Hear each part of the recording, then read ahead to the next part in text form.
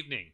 I call to order the Lake Havasu City regular council meeting on Tuesday, February 23rd, 2021 at 6 p.m.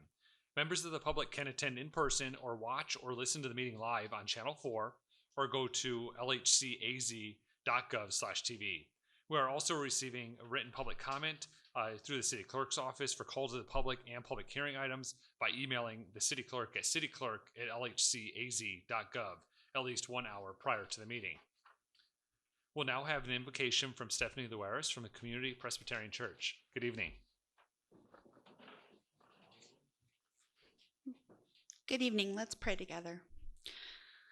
Father God, as we come together this evening, I just ask that you would be with the leaders of this great community and just give them wisdom and discernment as we go about making the decisions that affect our community, not only right now, but into the future, and that affect the future generations.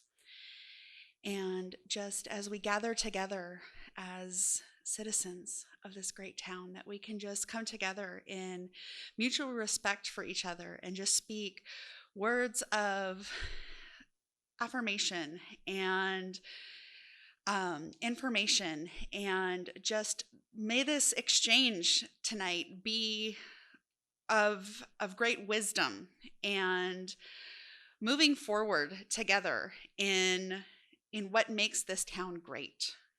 And may you be here in the midst with us, that we can be strong together.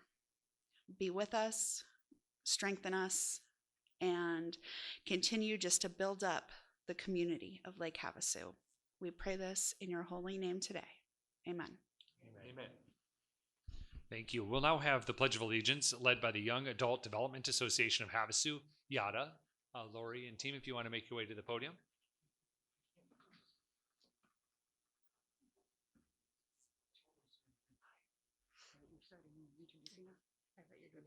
Okay. I pledge allegiance to the flag of the United States of America and to the republic for which it stands, one nation, under God, indivisible, with liberty and justice for all. Thank you, and welcome, Yada, to our council meeting. If you want to share a little bit about your organization, maybe introduce yourselves and then tell us about what you do. Yes, thank you. Thank you for having us. My name is Jen Rodriguez. This is Lori Howell and Ricardo Deonda. We are with YADA, which is the Young Adult Development Association of Lake Havasu. We are a drug prevention coalition focusing on our youth. Some of the events that we host annually that you may be familiar with are the Walk Away from Drugs, which is a community event. We have everybody that has walked away or would like to walk away or needs to walk away. We host a walk, and then at the end of the event we have a get together with resources showing people what is available when they do walk away from drugs. So a lot of community resources available. In addition to that, we have our Hobbies Not Habits, and this is an event we put on with local community partners showing our youth what is available out there besides drugs. We have BMX bike racing, karate, painting, art, music, all different activities going on. And we have people from the community out there displaying their hobby, teaching it to the kids, and it's a great event that we have annually as well. And then Ricardo has a new one that we're going to be doing coming up. Yeah, so this year we are putting on, so April 24th is the DEA's National Drug Take Back Day. YADA is collaborating with the coalitions in Kingman and Bullhead, MAPT and M-STEP to bring a county-wide Dispose-A-Med event. So this event is really just to stress the importance of proper disposal and to store your medications, because oftentimes our youth are obtaining these medications in a medicine cabinet from home or a friend's house. We really want to bring that awareness. We're also partnering with the PD here in Havasu and the Arizona Counter Drug Task Force, Civil Operations with the National Guard. So we're super excited. It's going to be at MCC on April 24th from 10 a.m. to 2 p.m. So you can come by, drop off any old, unwanted, unused medications, and then we'll also give you guys a goodie bag. So it'll have a lot of goodies inside. Another exciting thing is, as of last week, YADA is now a naloxone distribution site with ADHS. So if there's a community organization or community member that would like to have naloxone, we can get that for you guys. Oh, naloxone, in case anybody doesn't know, it is a overdose reversal medication. And they're the nasal. Yes, we have the nasal spray and the injectable as well. So reach out to us either on our website or through Facebook. Yes, yadalhc.org. And thank you guys so much for having us. Yeah, thank you. Yeah, good to see you, and thank you so much for being here. We appreciate the work you're doing in our community. Thank you. Yeah. We'll now move on to item 4 on the agenda with the roll call. Ms. Williams, if you could please call the roll. Council members Nancy Campbell, Here. Jim Dolan, Present. David Lane, Here. Michelle Lynn, I'm here. Cameron Moses, Here. Vice Mayor Jenny Koch, Here. Mayor Cal Sheehy. Here. Thank you. Thank you. Item 5 is the call to the public. This is an opportunity for citizens that would wish to address the City Council with items within the jurisdiction of Lake Havasu City. You have 3 minutes to state your comments. There is a light indicator box next to the city clerk. Green means you have 3 minutes. Yellow means 2 minutes are remaining. 1 minute's remaining, and red means that your 3 minutes is up. Again, we ask that you talk about items within the jurisdiction of Lake Havasu City. Since the items are not agendized, we won't be able to have a two-way conversation. You do not have to sign up, but we did have a few citizens that did, and we'll start in that order, and then we'll invite anyone else that would like to speak at Call to the Public. So we'll start with Mary Van Roy.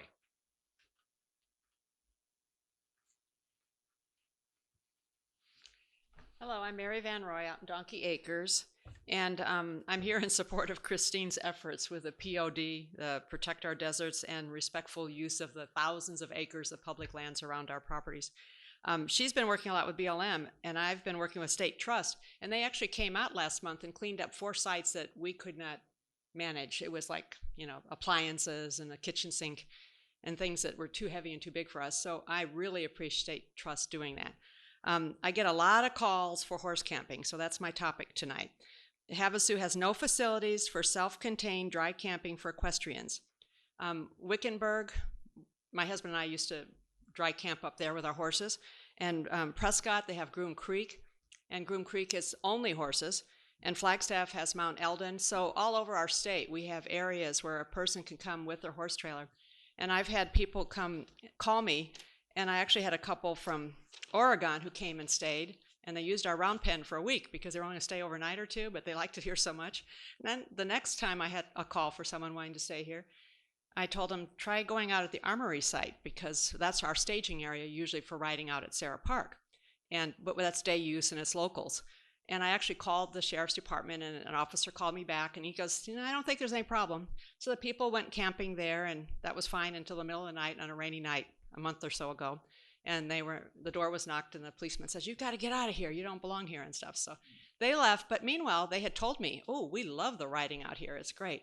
So recreation, equestrian use is a really big thing for Arizona. And I think all over the country, they'd come out here if they had some kind of place where they could dry camp for a few days. I'm not talking about a riding stable, which was a problem that they had a few years ago. This is the people locally who use it just by the day use, and then there's the ones who come from somewhere else and want to stay overnight. There is no place for them to go. There's no RV park. They can't use the rodeo grounds. The gates are locked, and that's only for events. And the equestrian area north of town doesn't have horse camping either. So just for nostalgia, I brought, this is the Happy Trails or Happy Hours stable out at the Sarah Park way back with the trails they had. And as a backcountry horseman years ago, we GPS for BLM. And that was a lot of fun too, because we did the equestrian trails, because some are better for hiking, some are better for mountain biking, and some are great for horseback riding. So this is just a long time ago. This is their map. So it's kind of fun to just look at that. I don't know how much time I have left, but here's Constellation Park print up, and then Prescott's, and then a lot of stuff from the BLM about recreation and how it impacts the community. Okay, thank you very much. Yeah, thank you, Mary. We appreciate it. Next is Christine Simmons. Good evening, Christine. Good. How are you doing? Fine. Here we go again. And I want to thank Mary for being here because she actually is my inspiration. I, by chance, moved into the equestrian area up on Colt Drive, Bison, and Paso de Oro. And I just love the horses riding, but she's been riding for years, and she got a safe corridor for her riding over there where there's no shooting allowed. Their riders are not dodging bullets like we are. So I just want to leave you with this message. There's so much trash, city trash, that's ending up in the desert. And it doesn't need to be there. We have bulky pickup for free at your doorstop. Just call Republic, set up an appointment. They'll take for 6 times free your appliances, your old sofas, your TV sets, so they don't end up in the desert being shot up. We're having a huge cleanup day again. The end of March, the 27th and 28th, we're going to meet on Paso de Oro. Last year, we filled a huge container. So I invite the public to come and join us. Every weekend, I stop people that are going out there to enjoy the desert, and they complain. You know, they're out there to ride and have a good time, but there's so much trash. It's really... It's a very delicate environment if you think of the desert, if you think of the wildlife out there, if you think of the cactus, and it's being abused, and we won't get it back. And the BLM is tired. She's been working with state lands. I've been working with BLM. They're tired of how it's being abused. And if we don't take care of it, we could lose it. And that would be a terrible loss. I'm an NRA member. My son comes and loves to shoot, but we don't leave any trace, okay? So I'm just trying to educate the public and educate everyone in town that loves the desert as much as you love the lake. Enjoy the desert and take care of it. Thank you very much. Thank you, Christine. The next speaker is Rebecca Liska. Good evening. Good. Hi, I kind of have a double item. I think one of them actually is for later. I have to speak about that at that time. And the other one is on Christine's agenda as well. We also live at the very top of Colt. Last night, there were fireworks being set off on the state land directly behind my house that were hitting my house. We have the tannerite problem on a regular basis. The task force that was set up is helping somewhat, but it's really not enough. The problem is big. There's people that are hiking behind my house, myself with my nieces and nephews included.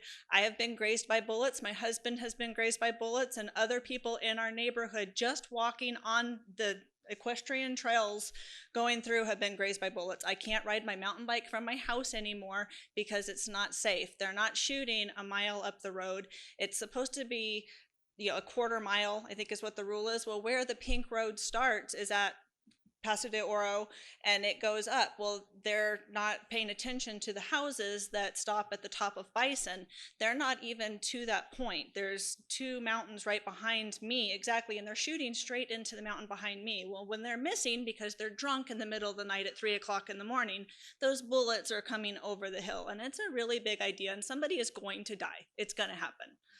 So I think that people need to quit passing it off as being funny, and we're I'm a gun supporter. I'm a gun owner. I don't have a problem with people shooting, but it's the same thing. We're tired of trying to worry about our dogs, our animals, and our family members being shot because people are drinking and shooting or shooting past dark or, just being completely inappropriate. Thank you. Thank you. All right, those are the speakers that we have that have signed up for a call to the public. Would anyone else like to address? Yes, sir. Please make your way to the microphone and state your name for the record. Yes, good evening. My name is Jeffrey Cowan. I'm a relatively new resident of Lake Havasu City. I came from this really bad place called California, where I lived all my life, and I'm really enjoying the change. Everything's so much cheaper here, even the guns. And I wanted to clarify something that caused some controversy at the last meeting about the VRBO short-term rental situation.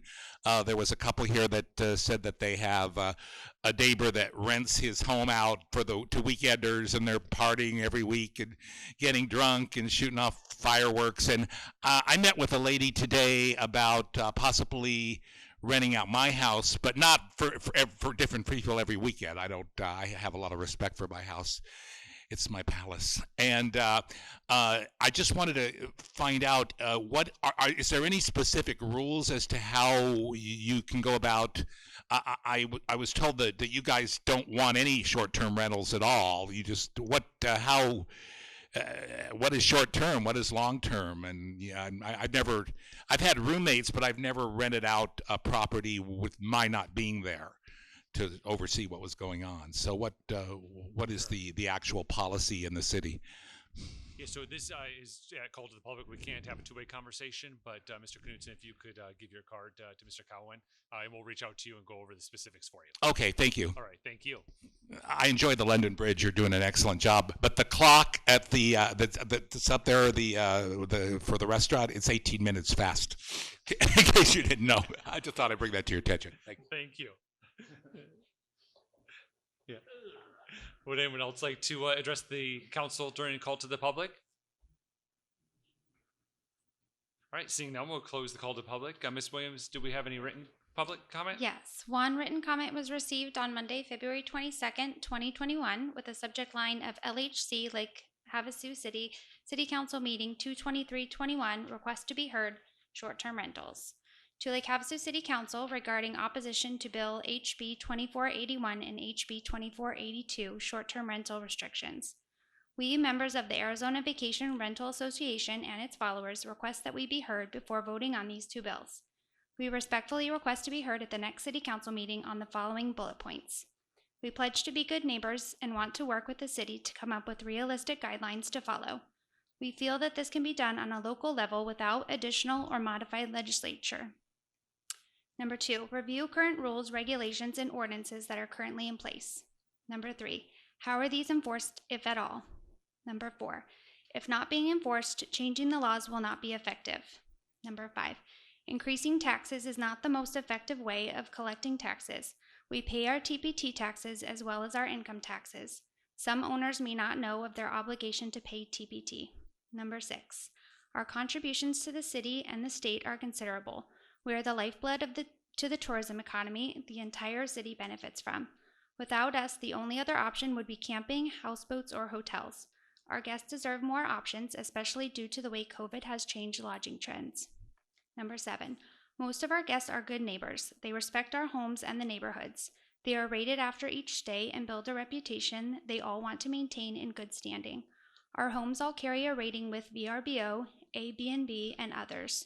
We owe it to each other and the entire city to work with each other. Number 8, bad actors should not represent who we are. We should work together to help those property owners get the support and guidance they need. If we expect them to be at a higher level of compliance, we need to inform and hold them accountable. Instead of shutting them down and causing us all to suffer for their mistakes, we should educate and lift them up to where I'm sure most want to be. Number 9, we are willing to help those in need now. We pledge to support the community in resolving the vacation rentals with compliance issues by helping the owners find solutions to their problems. In addition to the above, we have an economic study that has been done on vacation rentals specific to Lake Havasu. We would like to share that study with the council members as well as the community. We feel that reducing the number of vacation rentals, increasing their taxes, and adding restrictions is not the solution. Thank you for your consideration. Submitted by Rick Buckley. Thank you. And for a point of reference, 2481 is a bill that's being heard in the state legislature. So I'll go ahead and close the call to the public at this time. We'll move on to item 6, which is the consent agenda. Would any of the council members like to remove any of these items for separate discussion? Mayor? Vice Mayor Koch? Motion? Yes. I move to accept the consent agenda as presented. Second. We have a motion from Vice Mayor Koch and a second from Councilmember Lane. Is there any further discussion? Seeing none, we're ready to vote. Councilmember Lynn? Aye. Thank you.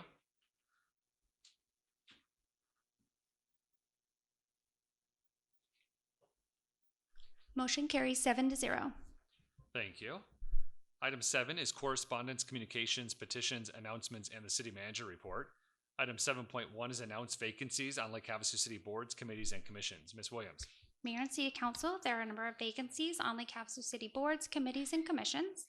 The following is a listing of those vacancies. Airport Advisory Board, 1 alternate pilot member, and Board of Adjustment, 4 regular members and 3 alternate members. Anyone interested can pick up a packet at City Hall, and they are also available on the city's website at www.lhcaz.gov.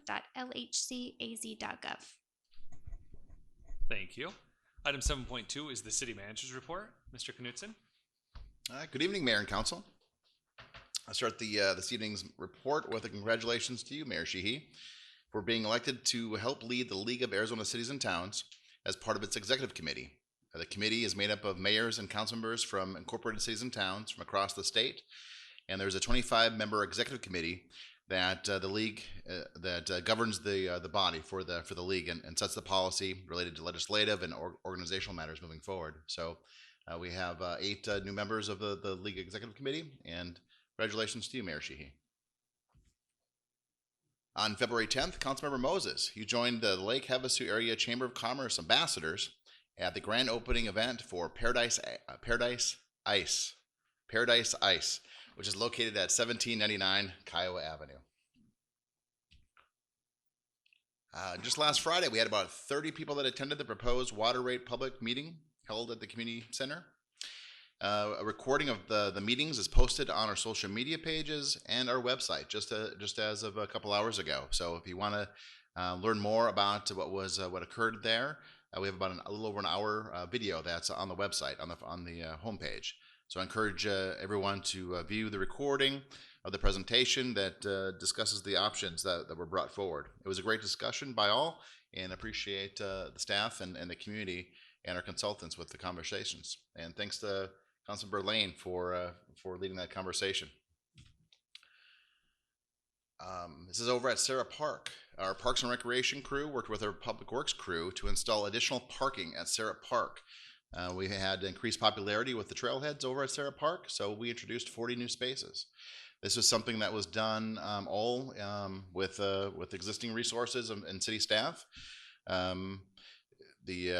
We had some issues in terms of before where they could park, and they were parking on the Dub Campbell Parkway side and creating a dangerous situation. So Mike Keene is our Parks and Recreation Director. He worked with the RC Playing Club. They allowed us to move the gate back, which opened up the area for this additional parking. So with the Public Works graded the area flat and created the driveways and the turn lanes off of Dub Campbell Parkway, and also placed compacted asphalt millings to create a public parking lot that accommodates as many as 40 cars. So this was a project, if I can, that we had at one point in the budget, if we would have brought in crews from the outside, and that could have cost a couple $100,000 from the city's perspective. Again, we did it all with the existing staff and resources. So congratulations to Greg and Mike and our Parks and Public Works crews for a great accomplishment here. The next coffee with the mayor and city manager is next Friday. It's March 5th already coming up, and it'll be at 8:30, and we're going to host it at the Aquatic Center or the Community Center in the Relics and Rods Hall once again. The public is encouraged to attend to express any issues, concerns, or ask any questions. The meeting does not require an RSVP, so it is a informal come and go setting, so please join us. And lastly, an update for COVID cases. These numbers are as of February 22nd and are provided by the Mojave County Public Health Department. There's been 130 cases since my last report, and you can see the breakdown by month in the graphic shown. Currently, there are 123 individuals in self-quarantine or that are in active COVID case in Lake Havasu City. With that, Mayor and Council, that will conclude my report. Thank you. All right, we'll move on to item 8, our public hearings. I'll start with item 8.1, a Series 4 wholesaler liquor license for Rusty Vine, 3560 Challenger Drive, number 100. Ms. Williams. Mayor and City Council, Crystal Dawn Calicky has applied for a Series 4 wholesaler liquor license for Rusty Vine, located at 3560 Challenger Drive, Unit 100.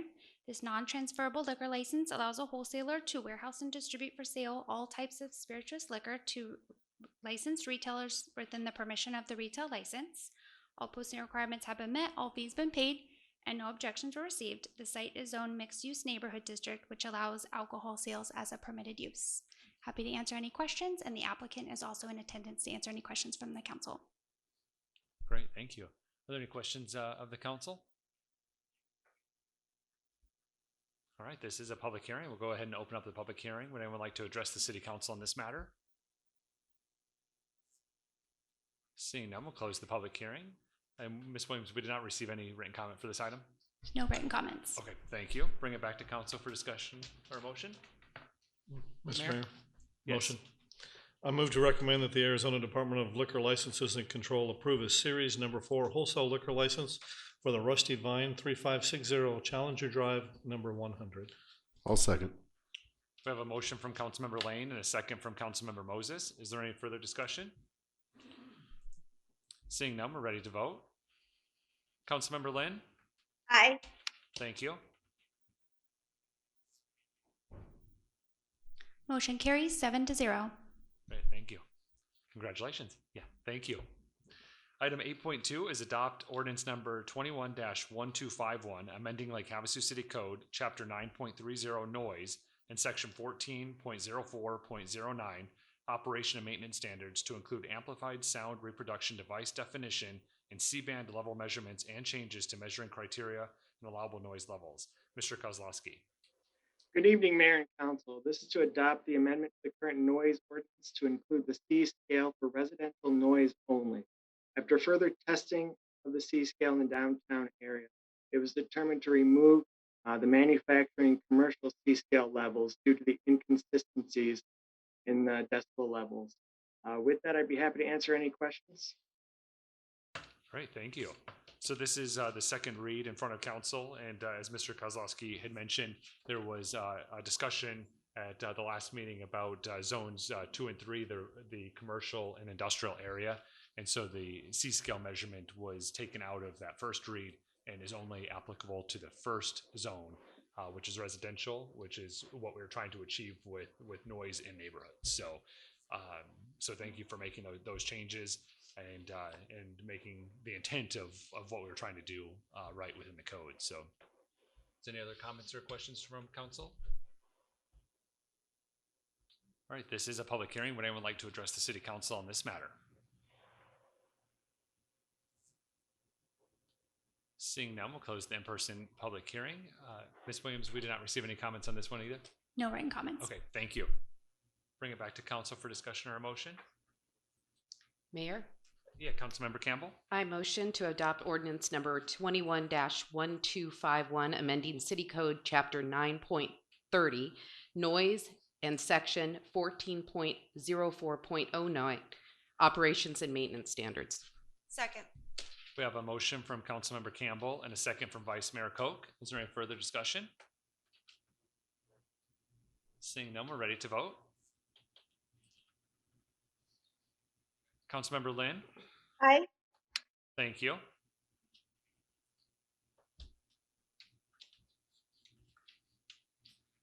Motion carries 7-0. Thank you. Item 8.3 is adopt resolution number 21-3481, establishing a pilot electric stand-up scooter program. Ms. Gary. Good evening, Mayor and Council. Recently, the city was approached by a vendor who would like to provide electric stand-up scooters sharing system, which would allow stand-up scooters to be rented throughout the city electronically. Since this is something new to Lake Havasu City, staff proposes doing a pilot program, which gives us an opportunity to see how it works in Lake Havasu City, how we can make this successful not only for vendors, but also for our citizens. And so this resolution outlines what we believe would be a successful pilot program that would give us tools to evaluate how it's going to work in Lake Havasu City.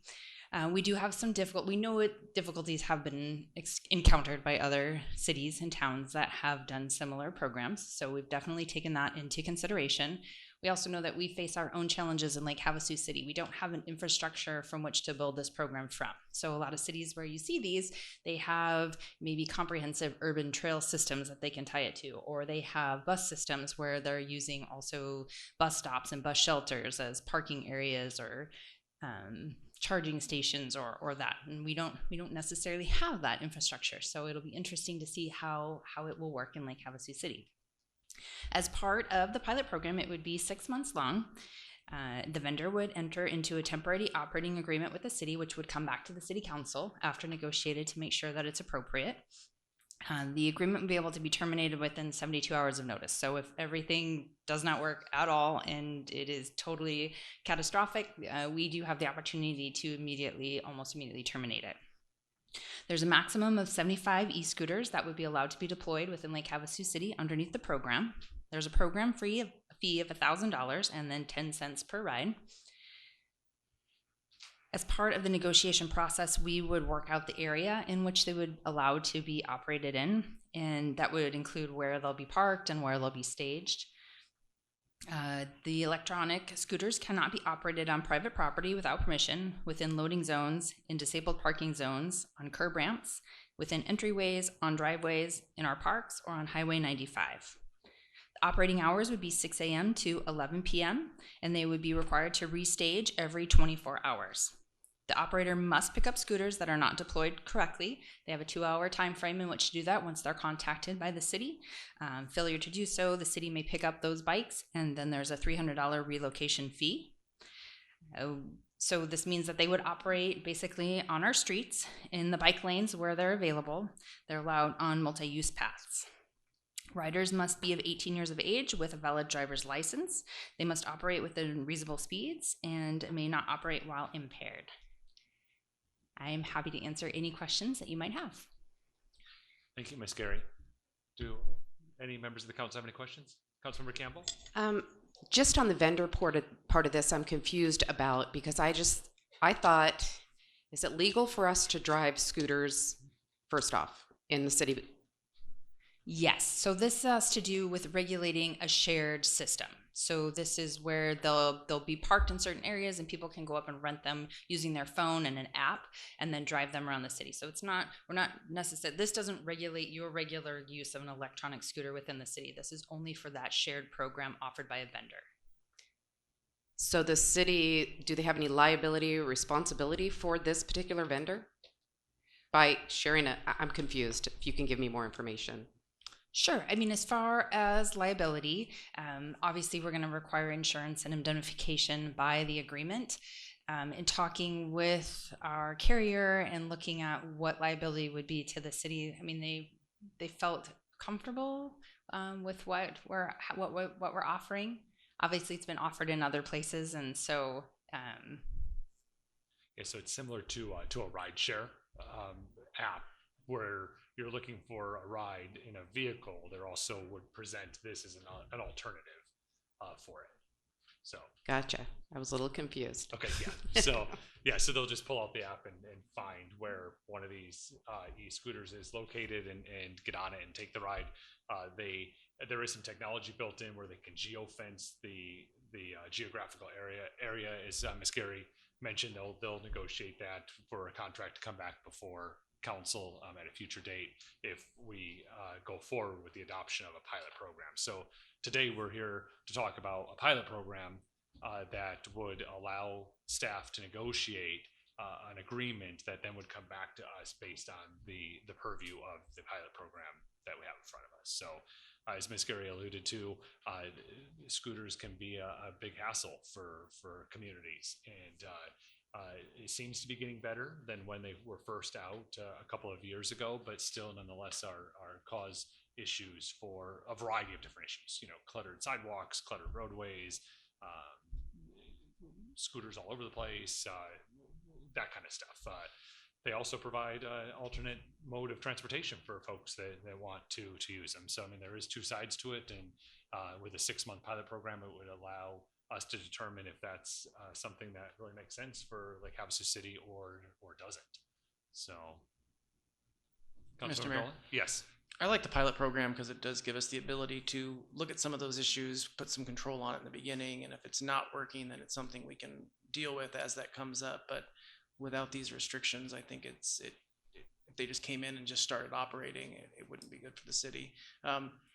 I'm assuming, hopefully, the app explains all the different things they can and cannot do. You can't drink, you can't be on the road, you can't be on the sidewalks, because it sounds like our police might be busy with some of these scooters that, oh, I can take a scooter home from the bar. No, you can't. So, like I said, I like the pilot program. I think it gives us some control from the beginning. So, great, thank you.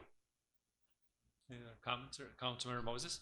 Well, are we going to discuss any of those restrictions beforehand on the pilot program, or is this you guys are going to give them, you know, you guys are going to give them the rules and the area that you want it to be beforehand, or is it just a free for all beforehand? Well, once we put this resolution into place, these are like the main restrictions, and then anything additional we can negotiate into the contract. But this would set whatever regulations are in the resolution. These are the things that they can and cannot do. So, okay, this is the skeleton. The area that they're allowed to operate is established already? No. So that is something that we need to negotiate. And staff did sit down for a long time, and we looked at a lot of different maps and tried to identify areas that we thought, and it was really difficult. And so I think that's something that we have the benefit of working with somebody else who tells us, this is what we need to make it work, and these are the areas that we think it would work in, and negotiate that. I think that would be more fruitful than staff trying to come up with an area, because it's very difficult here. We're very spread out, very parceled, and us trying to dictate where someone may be successful, it was difficult. So I'd be more comfortable if I knew the area that we're going to be operating Yes. in. So once we'd adopt this, and then if somebody's interested, they'd approach the city and we'd enter into an agreement with them. Through that agreement, we would identify the area in which they will operate. We'll bring that back to the council. Council's not comfortable with that. We go back to the table and say, no, this area, we need to work on this area before we approve that agreement. Right. Mm-hmm. I have just a concern as a business owner. There's a lot of money and a lot of infrastructure that's going into this pilot program that a vendor would have to invest in. And then with the possibility of it being taken away in 6 months, and God forbid, there's not a bunch of accidents and problems. I have seen these vendor programs in downtowns like Dallas, big cities, very metropolitan, where people are walking all over. I'm new to learning that we're discussing. As a vendor, I thought we were kind of just discussing scooters in general, but my kids all had electric scooters, and I think every one of them got injured on them. But anyways, that's my only point, is I do wonder about the vendors that are going to come in here and spend that much money on infrastructure and set all these things up just to possibly be canceled in 6 months. So I'm being open-minded. It's not uncommon for a city to have pilot programs. We've seen other cities that have done pilot programs specifically with the e-scooters for the same reasons that we're doing it. So I'm not sure that there's a lot of money that goes into the implementation of it, but I think it's definitely something that vendors that are, if they're interested in coming here, then they'll invest and they'll do that. And to your point, Councilmember Moses, this is a two-step process. So today, if it's the will of the council, we'll adopt the pilot program. And then we'll have another process if there is a vendor, which that's what started this whole thing. There is somebody that is interested, and we wanted to make sure we got ahead of it and had it properly managed to make sure that the needs of our citizens were met. And this will allow us to do that in a way that to see if the program will work for Lake Havasu City and for that vendor. Okay, thank you. I could see us moving forward with this now, but I'd just like to make sure that we're contacting the other cities that have already approved this program, see what they've learned from it, and then also I'd like to reach out to when we do establish that area, I'd like to reach out to the businesses and see what they think about it, because as a business owner myself, I don't know if I'd like 50 green scooters sitting outside my place. You know what I mean? Like that's a big burden on them having that kind of stuff. So I'd really like to make it a community thing once we get this going. Yeah, and everything we do is in the public, so there's opportunities for citizens in the business community to engage tonight in this public hearing and then in future public hearings when we do this. So, yeah. Mr. Mayor, I have a question for the city attorney. So this is just a resolution so we can do this and get it started. At some point, once we decide and how it wants to work, we can actually get an ordinance in place limiting or allowing it, to give us a little bit more control. And this is just the first step with the resolution. Correct, yes. So if the city wanted to move forward with more permanent regulations, then we'll come back with an ordinance at a later time. Once we learn what works and what doesn't work and we work out all the tweaks, we'll come back with an ordinance that will be codified in the city code. Okay, thank you. Mm-hmm. Councilmember Lane? Thank you, Mr. Mayor. Are we expecting any costs associated with this to the city and our taxpayers, other than enforcement? Well, yeah, there'll be enforcement costs. As far as other costs, I don't know. I mean, I don't know. We're a little bit different than other cities, and as I mentioned, so it's hard to compare exactly. But I don't, and that's why we're doing the pilot program, to find out what costs can be are associated, how much work goes into it for the city, and how it impacts our community. Okay, thank you. Yeah, and the pilot program that we're looking at tonight does have some things that we can try to anticipate. So like if we do have to reset it, the $250 fee, the 10 cents per ride, plus the $1,000 application fee to try and offset those costs. But as Ms. Gary said, until it actually rolls, who knows what that's going to look like. So yeah, short-term rentals, we never could imagined it would be what it is today for our citizens. So. All right, any other questions or comments from the council before we open the public hearing? All right, we'll go ahead and open the public hearing on this item. Would anyone like to address the city council on this matter? Yeah, you just make your way to the podium, Becca. No, you're good. The thing that I'm concerned about with that would be... Could you just, I'm sorry, bring the microphone to your, down a little bit just so the folks at home. Thank you. We haven't effectively answered the question of safely having bikes riding in town. And this is something that is a lot easier to control than scooters. And so you're talking about people on scooters, and we can't even control the bikes. All of the bikers are having problems with accidents because the roads aren't in good enough condition. There aren't anything put up showing the potholes that are in the roads. We have gigantic gaps on the bike path that aren't even safe for a bicycle to go over. So why is it going to be safe all of a sudden for scooters to be going? And I'm also a business owner in town, and I know I'm on Lake Havasu Avenue. Lake Havasu Avenue in Tacoma is a gigantic accident area. The sidewalks stop and start and stop and start. There's often debris between all of the sections of sidewalk, and then you have a road that doesn't have a sign on it the entire way. So you can't put a bicycle safely, much less a scooter, in that area. So we're talking about a main part of town that is downtown that people would be using those to get back and forth across. You have Rusty's right down the street. You know, you've got the bridge. This is still a really big area where you have a lot of people going. I just don't see, if we can't control the everyday problems we have with kids getting to school safely, people riding bicycles around town, and even the scooters. I mean, I picked up a guy who was hit by a scooter on a car on the middle of the summer on Palo Verde. You know, he was a drunk homeless guy who was riding his bike, a car hit him, and he got left for dead in the middle of the street. It's 120 degrees on the pavement.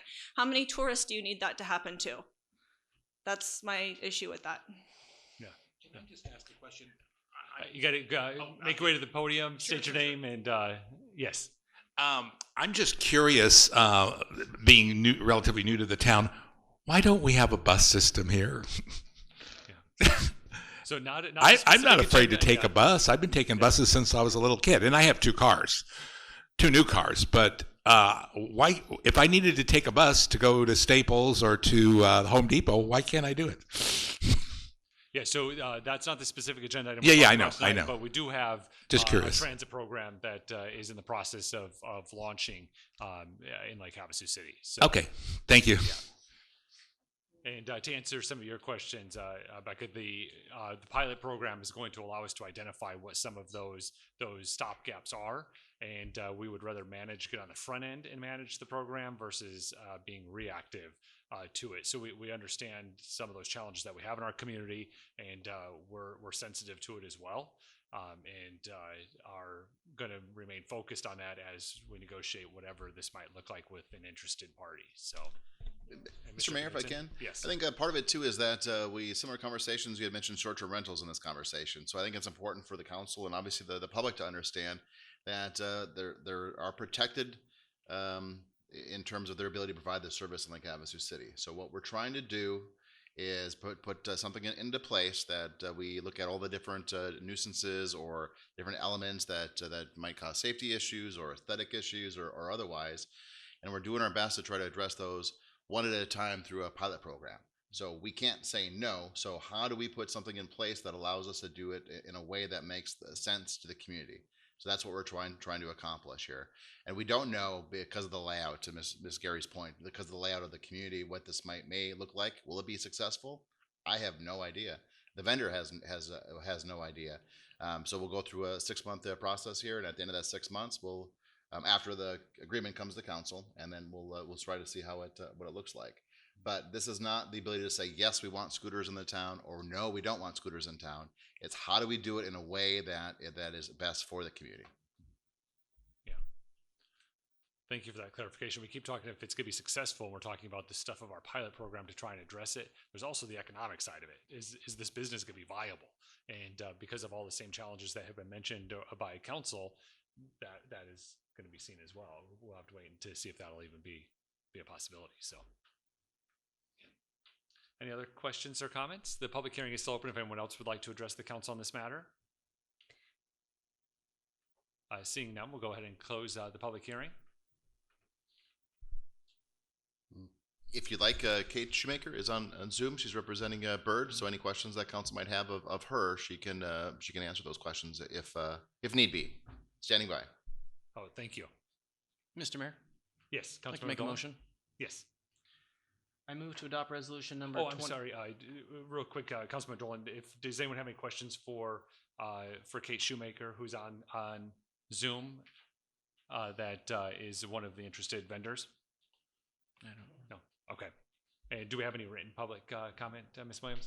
No written comments. Okay. All right. So back to you, Councilmember Dolan. Okay. I move to adopt resolution number 21-3481, establishing a pilot electric stand-up scooter program. I'll second. All right. We have a motion from Councilmember Dolan and a second from Councilmember Moses. Is there any further discussion? Seeing none, we're ready to vote. Councilmember Lynn? Aye. Thank you. Motion carries 7-0. Thank you. Thank you, Ms. Gary. All right, moving on to item 8.4, approval of the final subdivision plat for Percheron Estates, Tract 2405, a re-subdivision of Tract 2295, Block 4, Lot 8, for a 4-lot residential subdivision in the residential agricultural district. Mr. Schmeling. Thank you, Mayor. Good evening, Council. Typically, you see final plats on the consent agenda. However, your next agenda item is a development agreement in association with this. So we felt that we should pull it off the consent agenda and maybe do a better job of explaining them both together. So I'm going to try to share my screen here. Make sure I get the right screen. And there we go. All right. So the property is in the extreme northeast corner of the community. You can see it here. It's outlined in red. It's on Colt Drive. It's a little over 4 acres, 4.38 acres. And you can see you have BLM on the north, Arizona State Trust land on the east. Here's the proposed subdivision. And as you stated in the introduction, they're basically dividing this into 4 lots.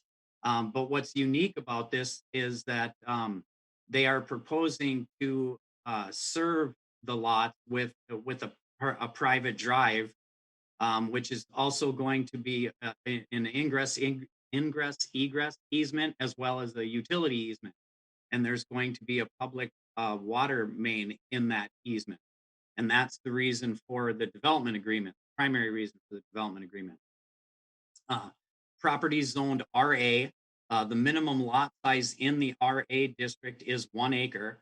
And that's why they're proposing to each of these lots, or one of them is right at 1 acre and the other 3 are just over 1 acre. And that concludes this particular portion of the presentation. So you can, if you have any questions, I'd be happy to answer those. Thank you. Are there any questions of Mr. Smelling?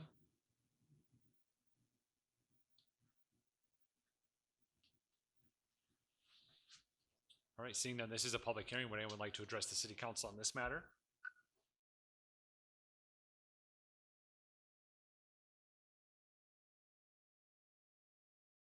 Yeah, seeing none, we'll close the in-person Okay, yeah.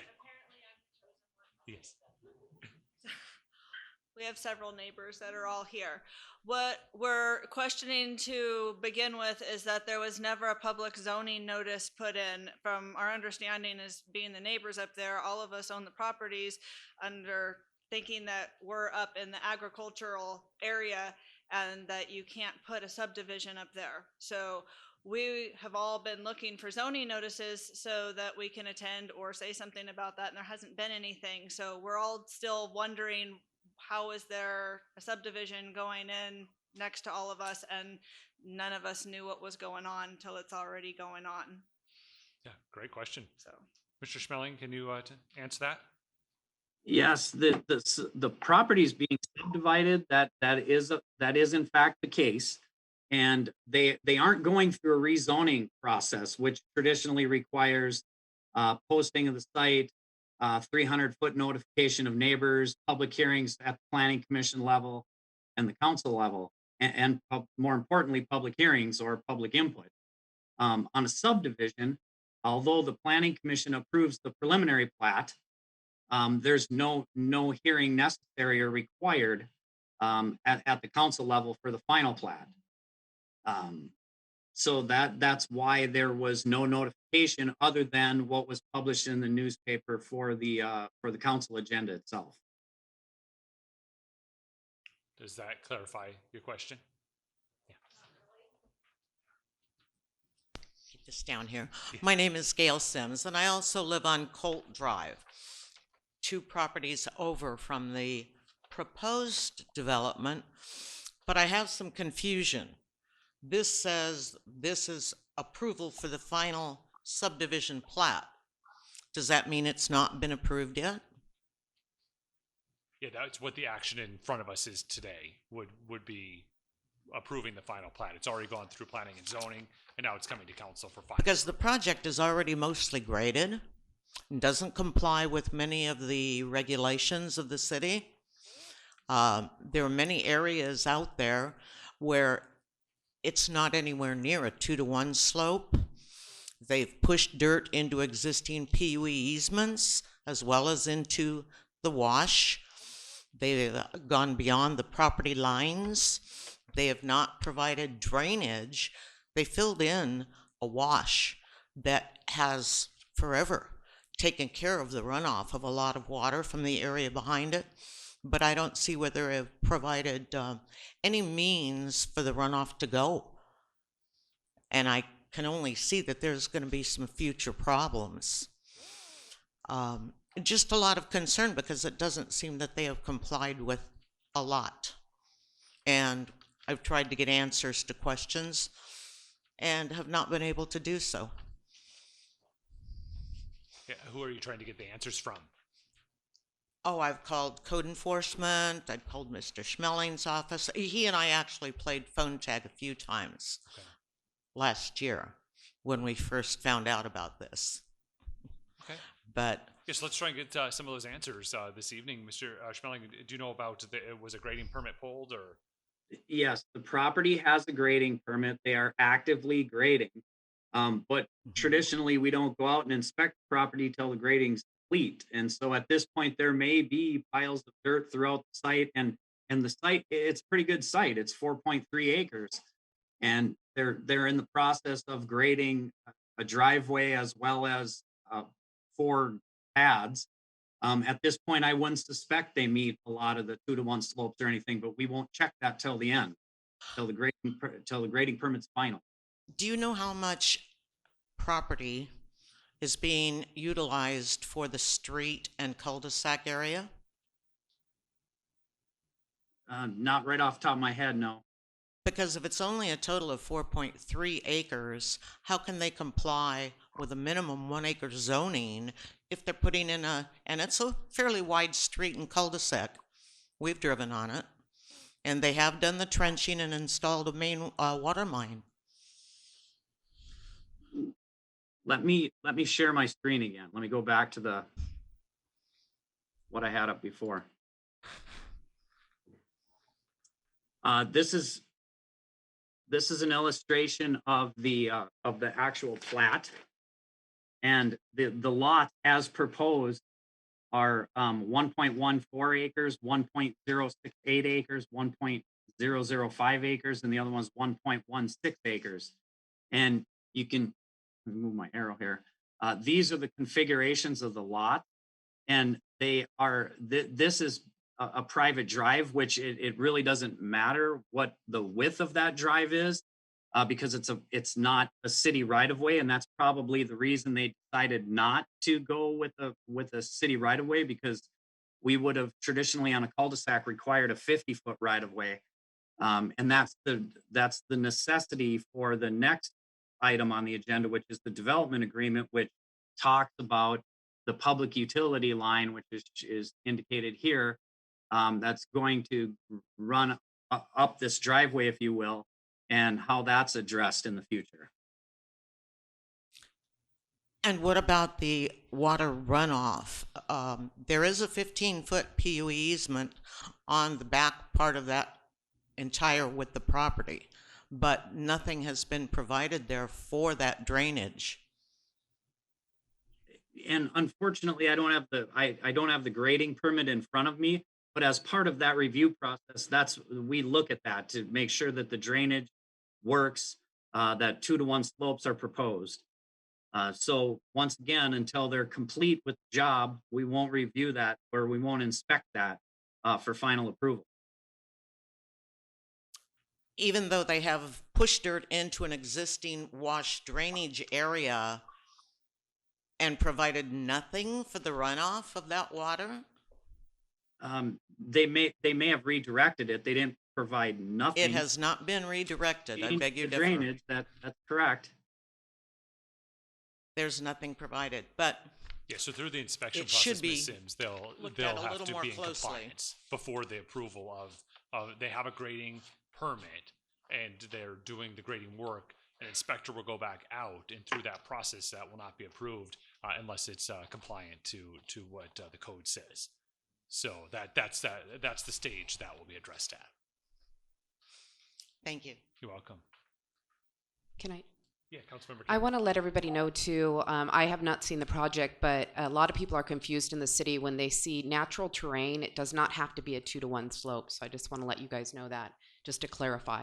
Unless you undergrade the property, then you do. But if it's a natural terrain and you're not touching it, like you don't have to go in and do a 2-to-1 slope on the mountain all the way down. If you don't touch the natural terrain, you do not. You should review the property because it's not on the mountainside. Yeah. We need to have a two-way conversation through a microphone. There's folks that are watching us at home. So did the neighbors do you have any other comments or questions? Becca, yeah, I believe you had I think the bottom line is that we all feel like something's being pulled over our eyes without being able to know what's going on or realize what's going on. We all were expecting when that lot sold for it to be sold to a single family home that gets built on there. If somebody wants to, build 7 different things, that's their single family home. That's their business. It being turned into a development in an area that there aren't any other developments is the main issue that we're all wanting an answer on, because we all did actually call Mr. Smelling's office. I was personally told that I was wasting the city's time and resources by continuing to call because I was asking if there were permits that were pulled, and I had a very valid concern with the road being cut into the wash, which I have been speaking to Andrew Oxley on, and I'm having good conversation with him, and so far I'm satisfied with all of the answers that he's provided. My biggest problem isn't with them, but my biggest problem is that I feel that the city hasn't answered any of our questions. I'm not the only neighbor that's called. I have a neighbor across the street from me, Butch Grass, that lives in California, and he hasn't been here for these meetings, but he has called the city several times as well. None of us have gotten any answers. My husband called several times before I called. Nobody likes it when I call. When I called, it was because he couldn't get anywhere with it. So there's been a really big frustration within our street because we are calling, asking valid questions.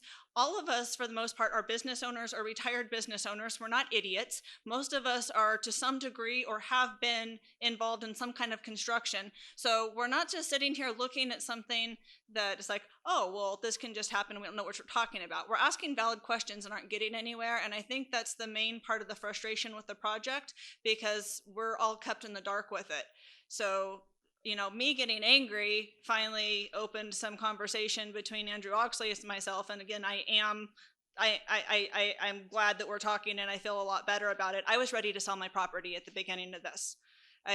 I don't want to live next to a development. That's why we bought where we bought. If we had any inkling that there could be a development next to us, we wouldn't have bought there. I would buy somewhere in some other state. I don't want to live next to a development.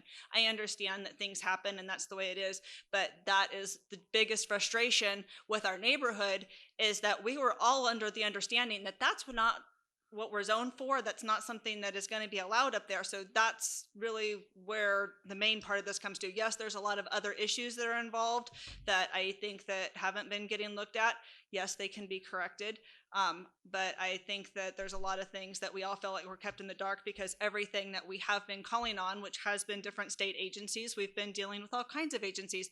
People either because of COVID don't care, or are just letting things slide. So there's a lot of frustration involved. And no, we don't accept Stuart Smelling's answers. All of us have called his office several times and have gotten absolutely nowhere. So no, we don't accept that. We would like some actual answers.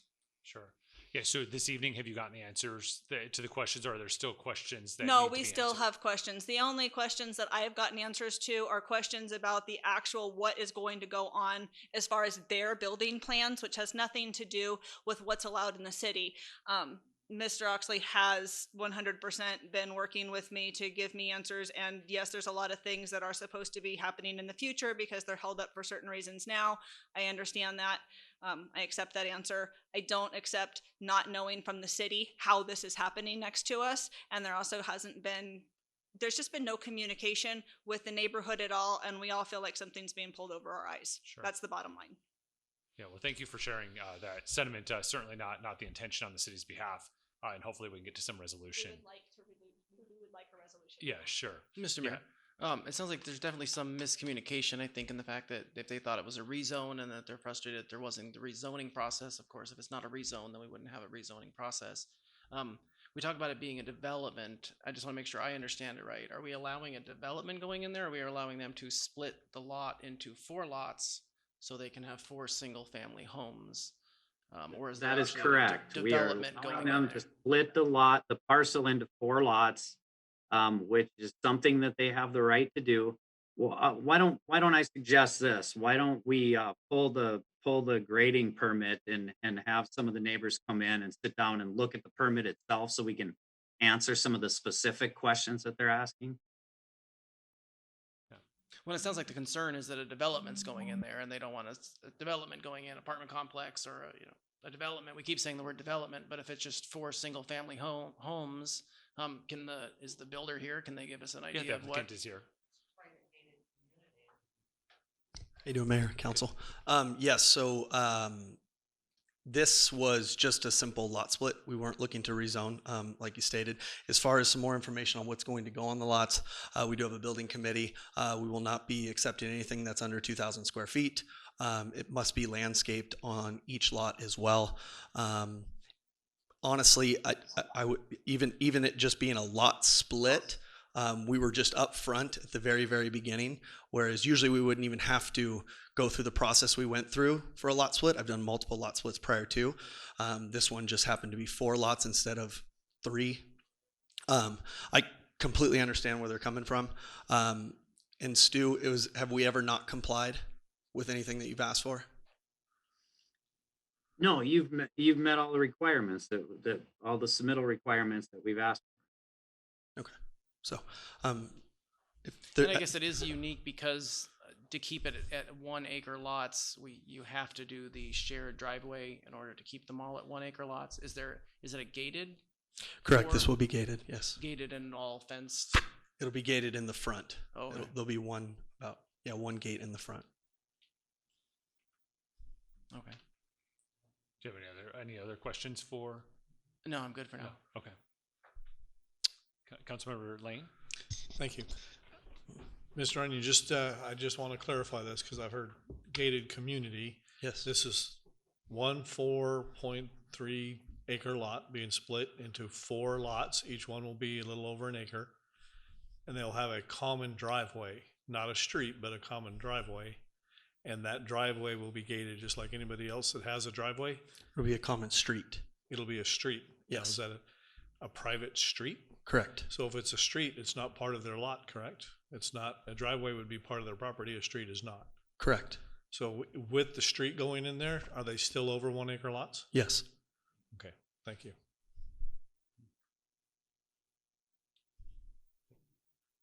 Just to clarify, I thought we had said the opposite, that in order to keep it 1 acres, that they're using. Were you asking if the cul-de-sac in itself was shared with the neighbors?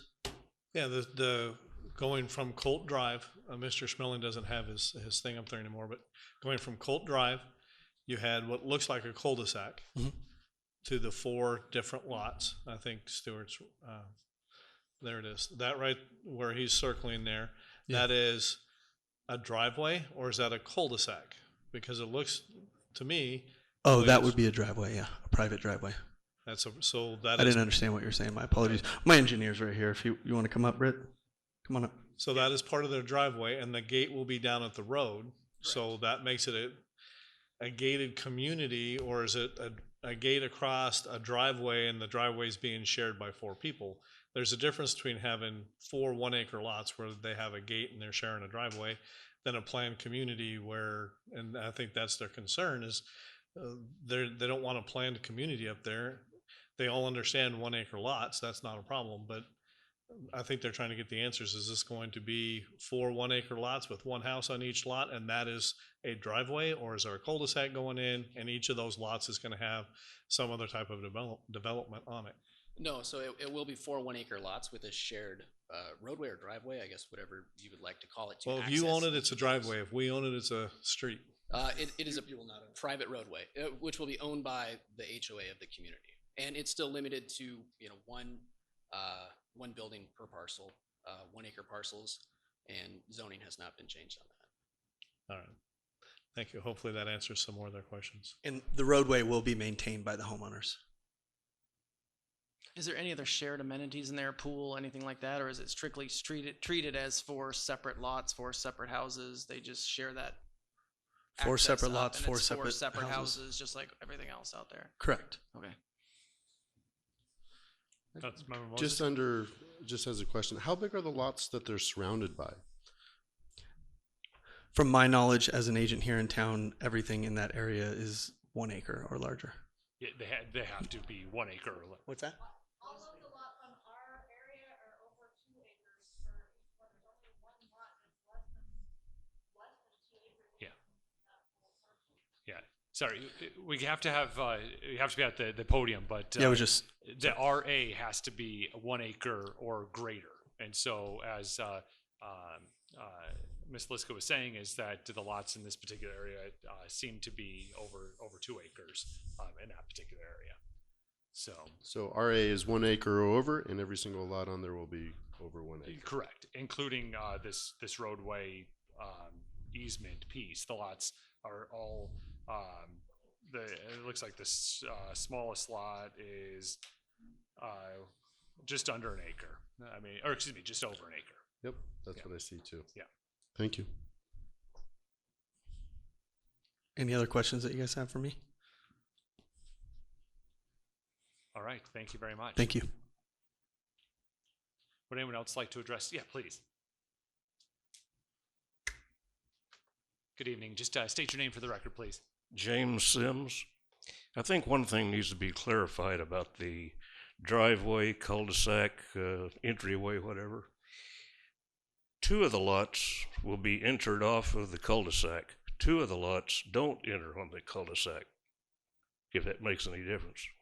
They enter off of the street itself. Not Colt, but the street they're putting in. Yes, thank you. Can Stewart chime in on that? Is that allowed under the current zoning? all four of the proposed lots will enter off of the proposed driveway. We can't call it a street because it's not going to meet the city specifications for a right of way, and they're not dedicating it to the city. Is I think that's where some of the conversation was going. So what we'll have is we'll have one access point down on Bolt Drive that will eventually be gated, and that driveway will service each of the four lots that are being proposed.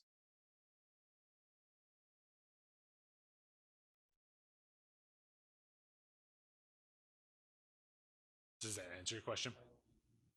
Yes, thank you, Stuart. Okay. Any other questions or comments from council?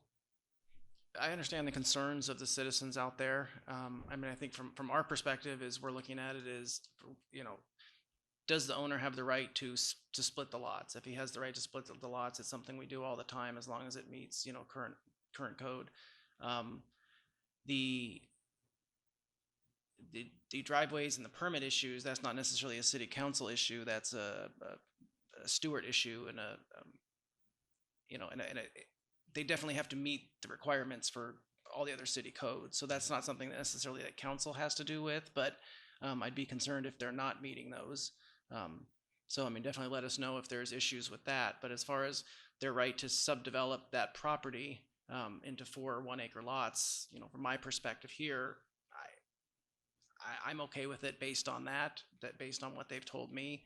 Like I said, I do understand your frustrations, but like I said, they're not asking for a zoning change, so they didn't have to come out and do that. Yeah, that's just I totally understand where you guys are coming from, but like I said, from a council member, I want to make sure everything's going by the book as well too, and you know, it's their lots if they want to split it up. But like I said, if there are other issues, definitely reach out to us and let us know, because some of your concerns, if true, shouldn't be happening. So I thank you for coming tonight. And Mayor, this might be a good time to mention that if you take a look, this property is very similar in nature to a lot of the city parcels that we're currently in the process of selling. And so I have a good feeling that the council is going to see more of these in the future, because when people are buying these 4 or 5 acre parcels from the city, their intent typically is to develop those to the residential standards of the adjacent neighborhood. And I mean, we've already seen one where he attempted to rezone it to multifamily. Of course, that got denied based on the density. However, I know that everyone that I've talked to with regard to the 3 parcels that we have upcoming for sale, all intend to develop them in a similar manner to this. So these things are gonna keep coming before council. And if I can add to that, I think it's a good point. I think this is unique in the fact that it's not a rezone. We've seen that before on council where people come to us. We don't get to decide where businesses go until they ask us to rezone or make exceptions to the general plan or to the zoning, and then we have that ability to do that. But if they're operating within the current zoning and not requesting a zoning change, we have done that where we have turned down a zoning request in the past for one of those lots because a lot of the neighbors didn't know that was going to go in when they did, and then they were literally asking for a specific zoning change. So thank you. Councilmember Campbell. Mr. Schmaling, I was wondering, how does this compare to like the tiny houses that you see all around town right now that you can buy individually? Is there any comparison to this? No, not really. Those are multifamily projects, and those are traditionally done on multifamily lots. What we're seeing is in the case of specifically the city-owned parcels, we have 3, 4, 5 acre parcels that have basically a 15-foot driveway access, and of course, because of the way that they're served through that 15-foot access point, you couldn't possibly create, because a cul-de-sac minimum, as far as a minimum requirement for city standards, is 50 foot of width.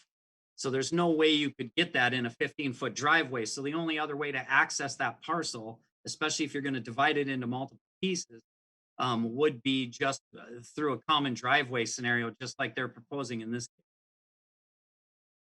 More like a flag lot? Yeah, like a large flag lot, right? Right. Any other questions of council? All right. The public hearing is still open. So yeah, please make your way to the podium and state your name for the record. My name is Greg Briggs. I got two questions. One is, if you're supposing to put this driveway in and you're taking this real estate off the 4.34 acres, that's not going to make 1 acre lots. It's going to be owned by the homeowners association, correct? I know it does. The way that it's proposed on here, the smallest lot here is 1.005 acre, and But then that they go up from there. makes the driveway owned by 4 people? It would be in an HOA, is what the applicant had said. So The second question is, how do you get a fire truck back in there? yeah, so it's a drive. Mr. Schmeling, do you want to talk about the fire truck and code for this driveway versus? You're making 4 houses back in there, and you got to get emergency vehicles back in there. How do you take care of that? Yeah, well, I Mr. don't- Schmeling answer that. I don't even want to touch the fire question, but I believe these lots are a significant height above the street. And in that case, I think we have a sprinkler code requirement. I want to say it's 20 feet, but I'm just guessing there. So if those pads are at least 20 feet above the street elevation, we require fire sprinklers. That doesn't necessarily mean that a fire truck can't get up there, but I believe that cul-de-sac bulb is big enough that they could actually turn around. Now, as far as the steepness of that, I don't know. I don't have the plan in front of me, of course. You're going to But design a new development with no fire access? it should have fire access. Should or will? And all of the houses will be sprinklered as well. Yeah, but something could happen. True. How are you going to take care of it? And Mr. Mayor, if I can, and Chief Palafis, could you speak to the question at hand? Yeah, Mayor and council members, based on the plan, Mr. Schmeling is correct. We do have an ordinance on the book. If the grade is higher than 20 feet, that the buildings will be sprinklered for life safety. And I haven't been able to look at the plans, but looking at the drawing, we would be able to access in the fire engine up in that private drive. So fire protection will be taken care of. You're going to come up there and turn a 90-degree turn in the driveway? with Well, a the fire thing truck? is, we would drive up there if suppressions operations needed to take place, and we would take care of the incident and then either back down or turn around if need be. Usually you need more than one fire truck for a fire. That is true, but if we have sprinkler system in there, it will contain the fire to the building. Doesn't sound like a good solution.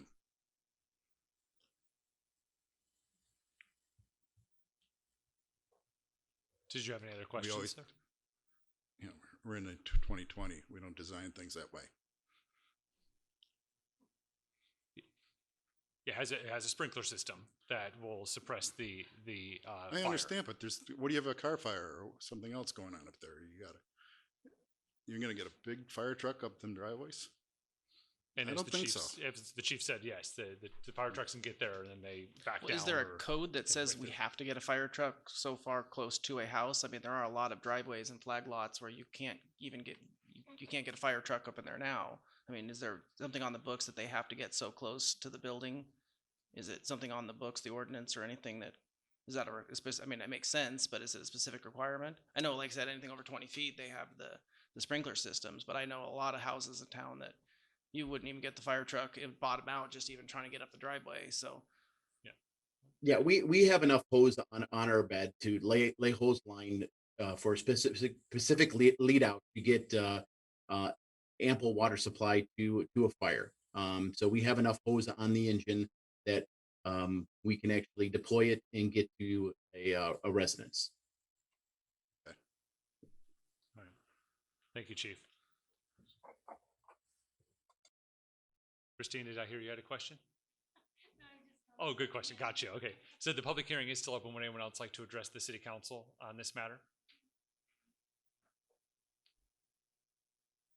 All right, we'll go ahead and close the public hearing. Ms. Williams, did we receive any written comment? No written comments. Okay, bring it back to council for any questions, comments, thoughts, or a motion. I have one. Did this go through planning and zoning? The preliminary plat went through the Planning and Zoning Commission, yes. Okay. Did they have a recommendation? Yeah, they recommended approval. Okay. And again, just as a reminder, this normally is on the consent agenda when it comes to approval of the plat, but because the next item, the companion item for this project is next, we wanted to have full transparency of what was going on and have this public discussion. So one, the council understands, the neighbors understand, and the community understands, and that's really what the focus is. But generally, you find these types of items on our consent agenda. Okay.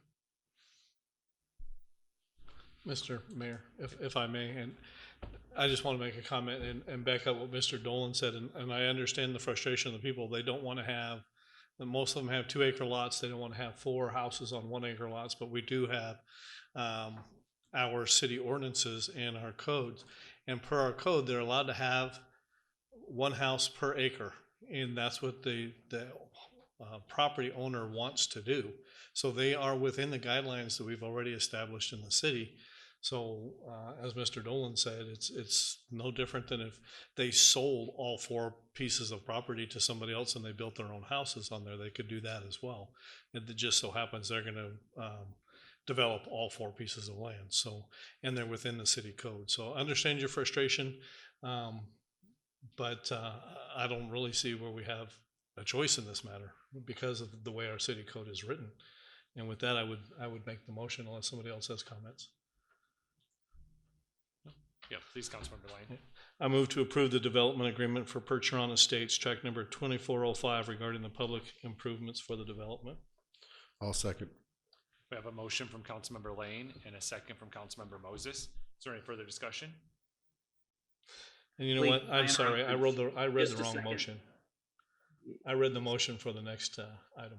Oh, so let's please. So I need to amend my motion and move to approve the final plat for Percheron Estates, tract 2405, a re-subdivision of tract 2295, block 4, lot 8, creating 4 residential lots. I'll second the amended motion. All right, now we have an amended motion by Councilmember Lane and a second from Councilmember Moses. Any further discussion or comments? All right, we are ready to vote. Councilmember Lynn? Aye. Thank you. Motion carries 7-0. Thank you. All right, moving on to item 8.5, which is on the same topic as approval of development agreement for Percheron Estates, tract 2405, regarding the public improvements for the development. Mr. Schmeling. Okay, thank you, Mayor. This is the development agreement that goes along with the property we just got done discussing. And basically the need for the development agreement is because they're proposing to put a public water main within that, what we're calling a driveway now. It also deals with things like other utilities, as well as the possibility, the location and height of a gate as well. So it's a pretty short development agreement. If you have any questions, I'd be happy to answer those. Thank you. Are there any questions of Mr. Smelling? All right, this is a public hearing. Would anyone like to address the city council on this matter? Yeah, Christine, please just make your way to the microphone and you can bring it down a little bit. You know, I'm challenged shortness here. I live on Colt Drive, and this is above me, and these are my neighbors. It's an equestrian area. Are they going to have room for horses and animals on these properties? It's an agricultural residential area. So you're changing the zoning then? No, it's not a zoning change. But they're not going to be allowed to have animals. Is that what I'm hearing at the HOA? I mean, this is setting a precedent for individual residential area, and now we're having an HOA down the street or up the street. I don't know. I'm not happy about it. Thank you. Yes.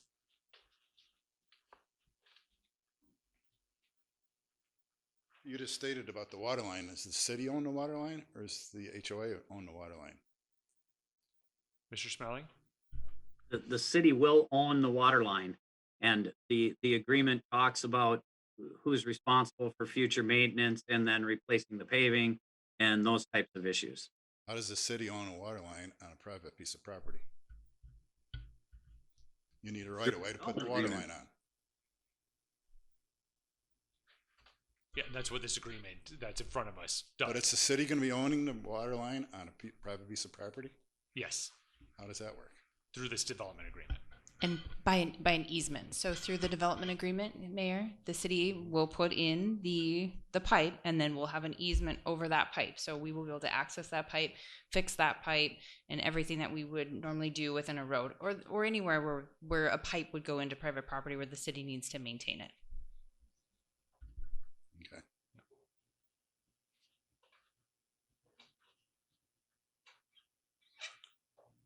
Would anyone else like to address the city council on this matter?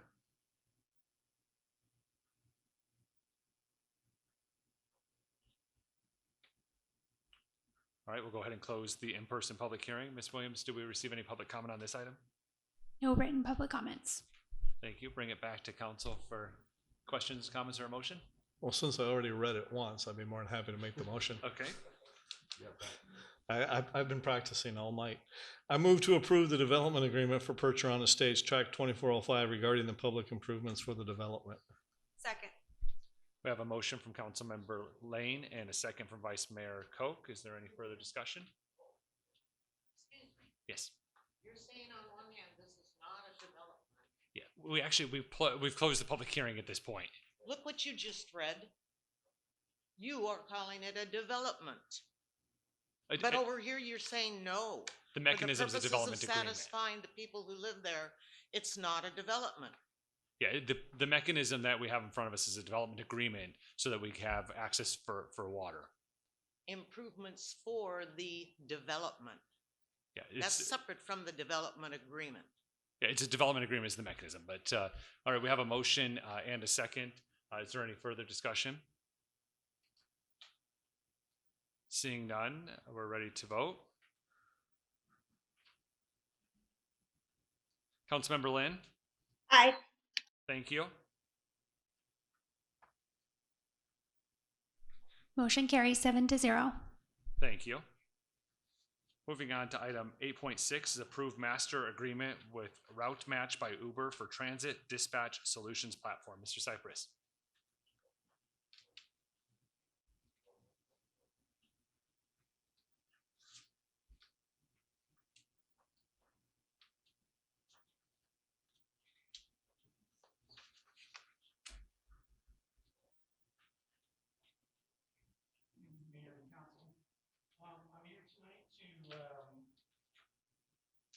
Introduce our master agreement with Route Match by Uber. And I'm going to go over a small PowerPoint here to kind of give a high level review of what these two agreements are. Route Match is the dispatch platform that we're looking at, and the agreement for this agreement to look into that to see how it's going to affect. Sorry. Okay, now. How it'll affect the launch of transit further and later this year.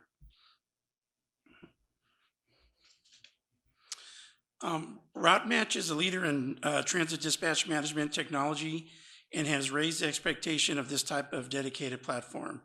Now part of the Uber Transit division, Route Match now has access to the expertise and technology of one of the largest TNCs in the United States. And TNCs are transportation network companies.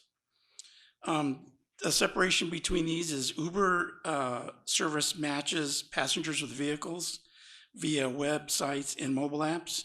Route Match provides connected transit systems for all sizes and locations of agencies. And as we go through this deck, you'll all see how they're going to correlate together and how they're going to be able to help us do a wonderful system here in the city. The main thing that we're going to call is the dispatch platform. That will overall be it has 4 modules in it, and it's going to be the tool that we'll use to manage and run all four dispatching platforms for our transit that's coming. For about 5 years, we've been looking at different transit platforms. We've seen the technology there, but we haven't been able to see it all put together at one time. There is 4 different platforms available from different manufacturers in the United States. While Route Match is one of the biggest, there was a few others that are just as big, but one of the problems that we ran into is they're not able to supply all the platform modules turnkey, so they can't do them in-house. Route Match has mastered that for the transit, public transit pieces. So rather than saying they can do it and then later on find out they can't provide one of the systems, one of the modules or the applications, that they would farm it out to a third party, Route Match doesn't do that. So I think that was one of the big things that Uber was looking at when they decided to buy them last year. Uber has a new division called Uber Transit, and that's how they went ahead and acquired Route Match, because they figured, hey, they're the Cadillac of transit dispatching for public and private in the US, so they just decided to pair up with the #1 transit app along with their Uber app.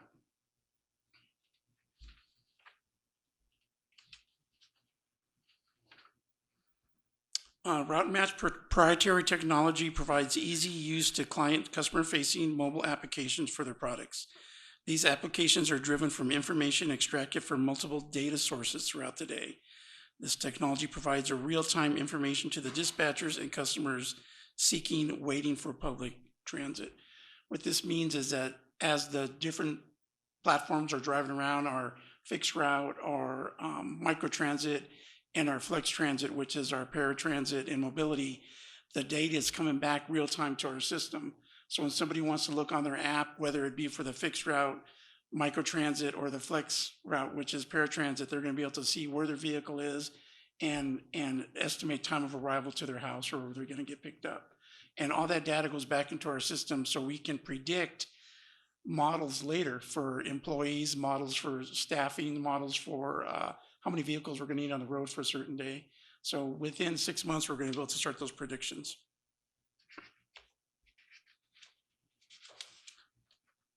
Earlier today, we had the paratransit plan that was on the consent agenda and that was passed. Thank you. This is required by the Federal Transit Administration, who's funding the majority of this project. What it's providing is in the bigger cities, the big metropolitan areas, for people that cannot get to the bus stops on their own, this provides an alternative. So complimentary doesn't mean it's free. It's just complementing the fixed route system. So it's going to enhance the fixed route system. What we've done is we are running not running a deviated route.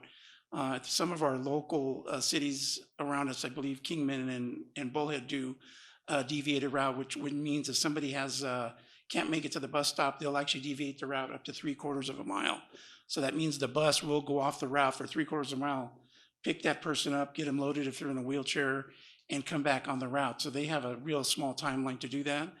The problem with that is in our community, again, we're so unique that we have to have something that flexes a lot more than that.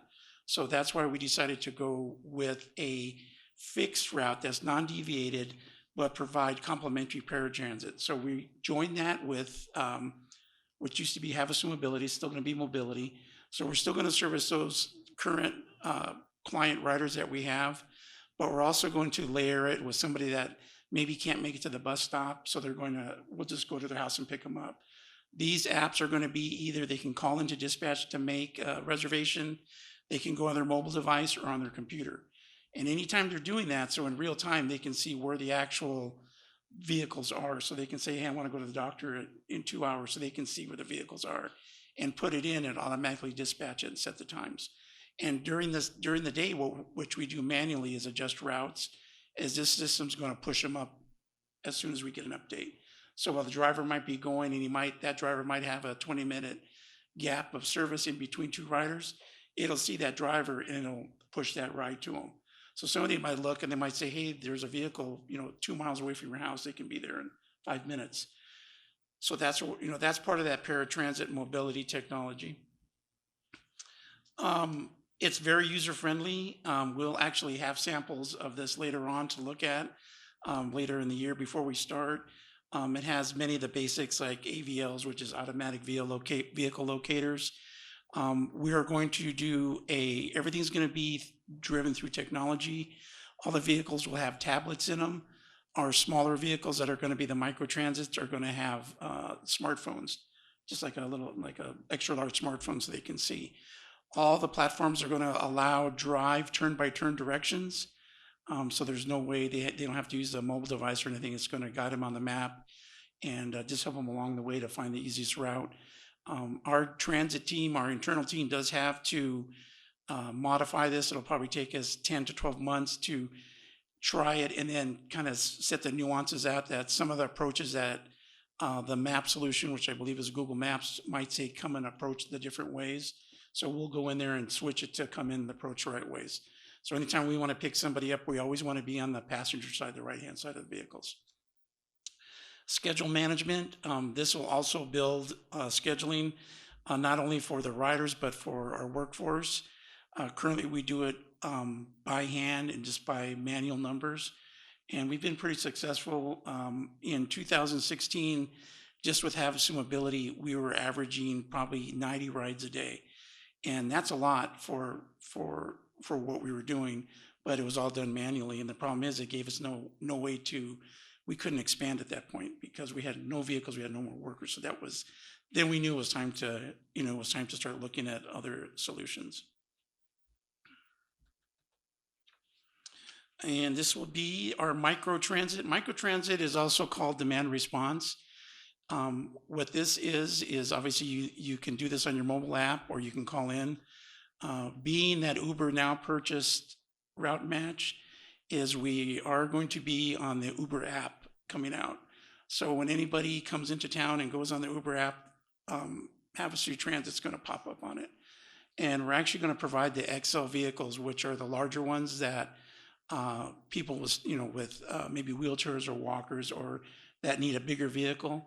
We're going to provide that from our Flex service, from our paratransit service, that it'll overlap it. So if somebody puts in the Uber app and says they need an XL vehicle and they have a wheelchair, it'll automatically route it back to our paratransit. So it's very unique for the city because this is really a first that we're overlapping services with their platform.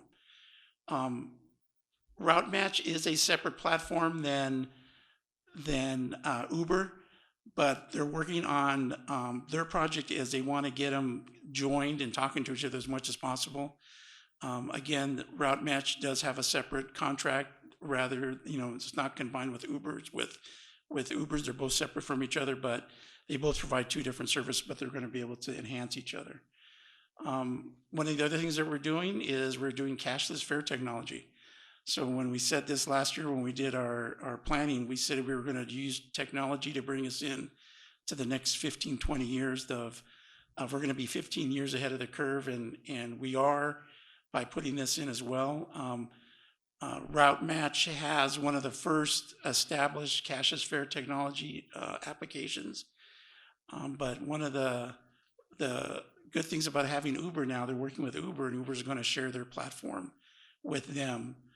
Route Match is good, but it's not as nimble as Uber's is. So we don't see that happening right away, probably later in the year and next year, but we're able to launch cashless fare technology.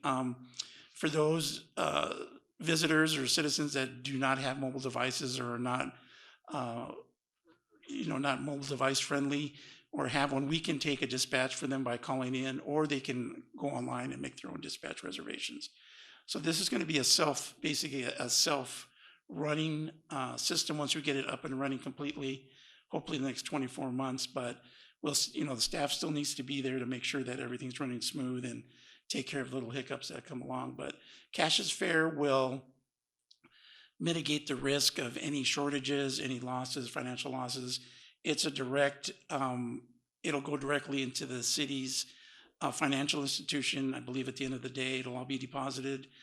So we'll be able to see numbers, and then that's actually going to report back to our system. So again, with data, we'll be able to, at one point, see how much every minute and every vehicle costs to get on the road and how much it costs us per driver per minute everywhere. So cashless fare is a big thing. We had a couple of samples that Jeanette and I looked at that they had to be right on point when they were doing this. And what I mean by that is they had to educate the community on this cashless fare system, because in big metropolitan areas, you're used to cashless fares. Here, we're not. So we're coming up with an alternative for maybe it's a big weekend and we have a lot of visitors, and there's some that don't have a mobile device. We're going to have like one-time use passes maybe for the day. Hotels are going to give out one-day passes as well, and those will all be taken in the vehicles that were providing that service for the day. So cashless fare and the microtransits are really going to be the key pieces to the transit system, and it's all going to be run by Route Match Uber. We are kind of on the radar within the transit industry right now, because the size of our community, and we're so unique that we have to go the ebb and flow of the, our winter visitors and the summer visitors, and now it's the big, some of the California visitors that are here staying here. We didn't have any flexibility for that, but we're going to be able to do that, and I believe that microtransit is going to take care of having buses drive up in the neighborhoods, because they're going to bring them all back down into the city, into the center city, or take them to their destination. So, and I'm open for any questions. If you have any questions on the deck or anything we have out, we have two different items that we're looking at to get signed and approved. And one is for the route match technology piece, and one is for the Uber technology piece. Yeah, thank you, Mr. Cypress. How many different companies did we look at before you selected this for a recommendation? We looked at 4. Okay. We actually put it out, but only 4 could meet what we spec'd out. And those 4, one was another big one, pretty large, but their footprint's mainly in Europe and South America. But they're still going. They still want to put a request in, but they just couldn't provide that. We wanted everything here in the United States. So we had another company that did a lot of stuff, but they were out of Canada. And, that's okay too. But when you want technical support like now, because your whole system's running, sometimes there was a lag to, they even told us up front that it might be a few hours before we call you back. So. And if I understand correctly, a lot of this money is by grant money, correct?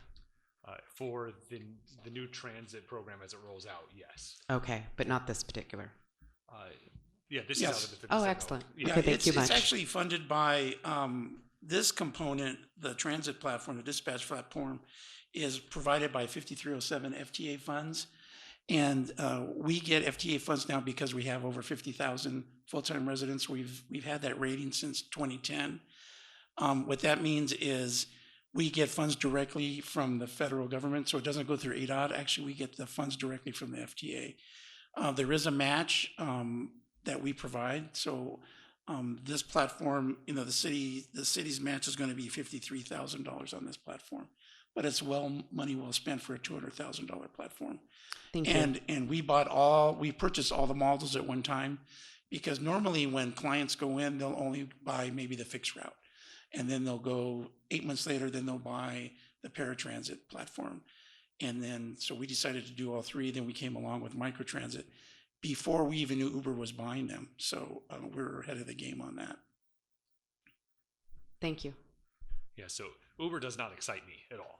It actually scares me. I would have preferred that they were not purchased by Uber. I think that it boxes us into something that we don't know yet. We haven't talked it through, and is that the platform you want?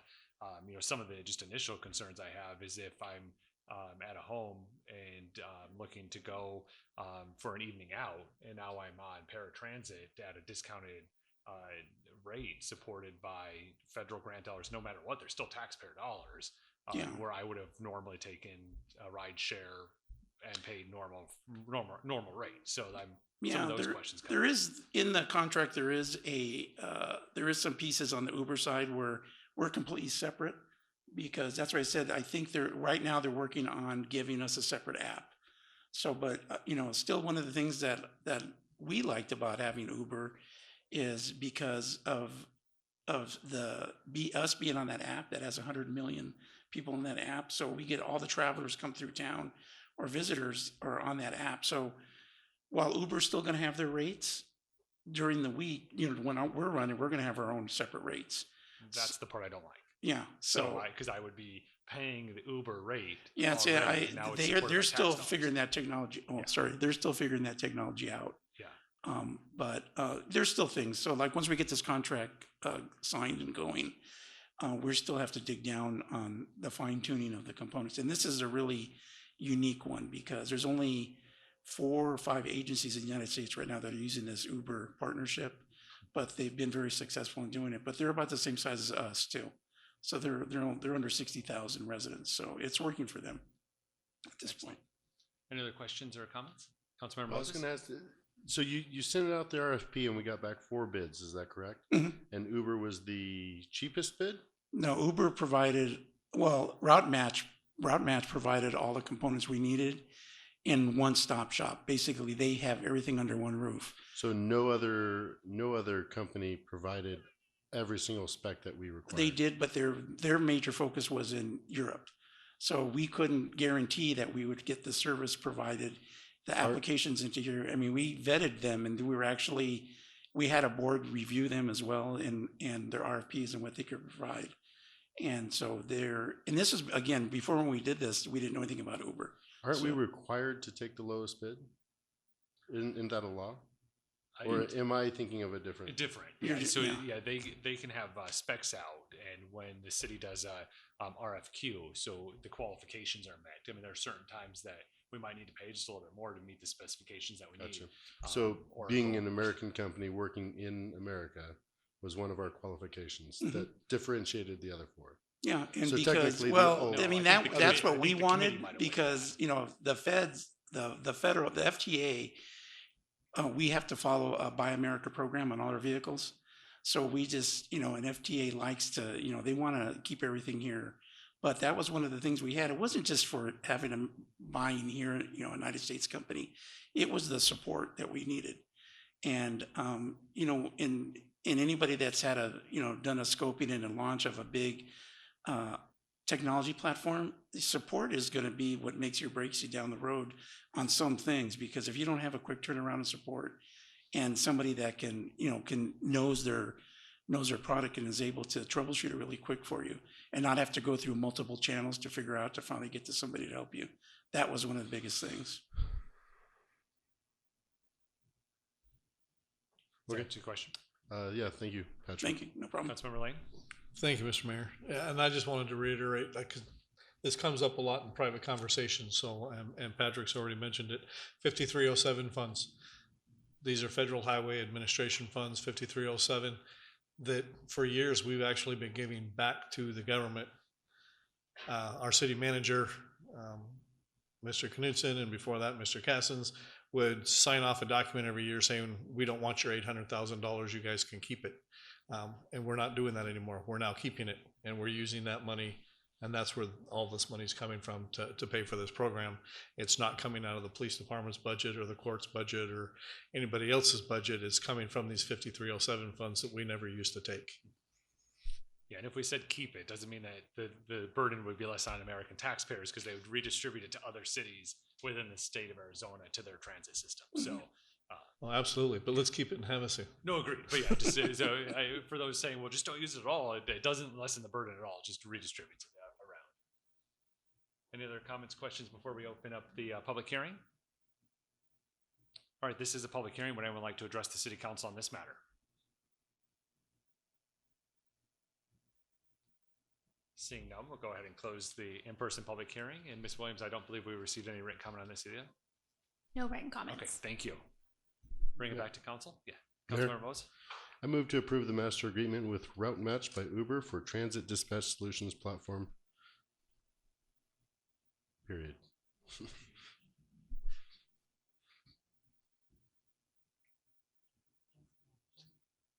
Yeah, I believe you click on. Did I not say it right? Yeah. I move to approve the master agreement with Route Match by Uber for the Transit Dispatch Solutions Platform in the amount of $203,000, $365, and authorize the city manager to execute the agreement on behalf of the city. Second. We have a motion from Councilmember Moses and a second from Councilmember Dolan. Is there any further discussion? Seeing none, we're ready to vote.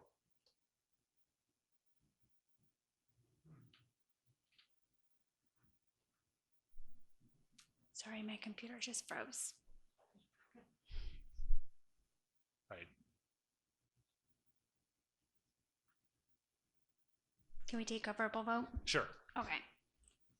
What was that? Oh, Oh, wait, we're back at it. We're Perfect. good. All right, we are now ready to vote. So, Councilmember Lynn? Aye. Thank you.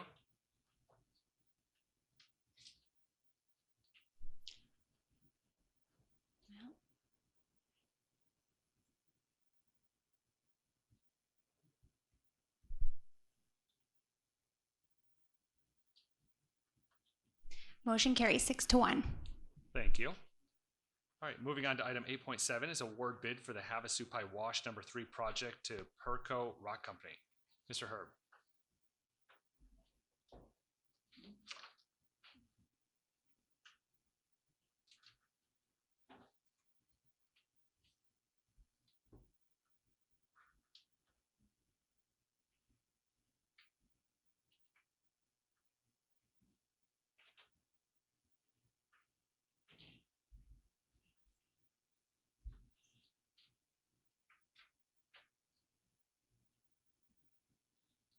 Thank you, Mayor.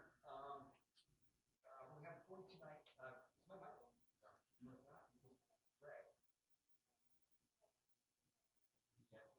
It needs to be green. Okay. All right. Thank you, Mayor. What we have before you tonight is a construction bid award for the Havasu Wash 3 construction project for your review and approval tonight. This is part of our CIP program, project number 1030. The construction bid was advertised back in December. The construction bid was opened about a month ago and back in January. The apparent low bidder is Perco Rock Company from Utah. And basically this project is to improve the bed bank and slope stabilization for the Havasu Wash here in the city. The contract is 110 days, almost a half a year. And the likely duration will be from March to August. The low bidder, Perco Rock, was $2,346,000. The next slide shows the scope of the project. As you can see, this is State Route 95 here. This is Aviation Drive here. What you can't see is Kiowa Avenue down here and Palo Verde up here. So it's halfway between those two streets. The project is about a half a mile long. The next slide is a picture from the actual wash. As you can see, the bank is heavily eroded and it's starting to fail. In fact, it's starting, or it hasn't yet, but if we don't do anything, it's going to start to encroach on some of the properties on top of the embankment. There are 20 residential lots on the embankment on the north side. There's a church and there's commercial development on the south bank. The next slide shows how bad the bed is eroded. You can see there are actual canyons starting to form down there. And the next slide is an example of what would be fairly close to what you would expect to see. You're going to see nice flat bed in the wash and nice slopes. And what you see here, this concrete structure here is an erosion control structure. So with that, city staff recommends the city council approve the following bid award for project DR 1030. I'll be happy to answer any questions you might have. Great, thank you. I have one maybe for the city manager. This is a lot of money for a wash. And I think maybe we can explain how it's funded and how the funds come in, because it's a little different than just money out of our general fund. Yeah, correct, Mayor, Councilmember Dolan. Great point, great question. Every year, the Lake Havasu City we receive our flood control dollars. So the county assesses property tax. One of the line items on our property tax is for the flood district, and those dollars come to Lake Havasu City. On average, over the course of years, we get about $2.2 million in our annual allotment for those funds, and it basically pays for one project per year. And you're seeing that described here by Mr. Herb. And you said they're flood dollars, so we can't use them for fire trucks or police cars and. Correct. Yeah. No, they're for a specific purpose, and historically, that we've been using these for the wash stabilization. There's other uses for the funds, but they're very, very limited. We can't use them for our water service or fire trucks or police or any other general fund obligations. So yeah, that's specifically for this purpose. Okay, I think it's just very interesting for the people in the audience and people at home to know where it comes from. So thank you. Thank you. Any other questions?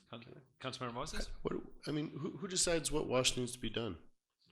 And how is that, what does that process look like? Yeah, thanks. And I can turn over to Mr. Erb, but I think in essence, that's what's important to understand is that a study was conducted a few years back, and we identified those that are in the poorest condition, and we work backwards from there, similar to how we look at our road conditions and so forth. So everything is based on condition and highest need.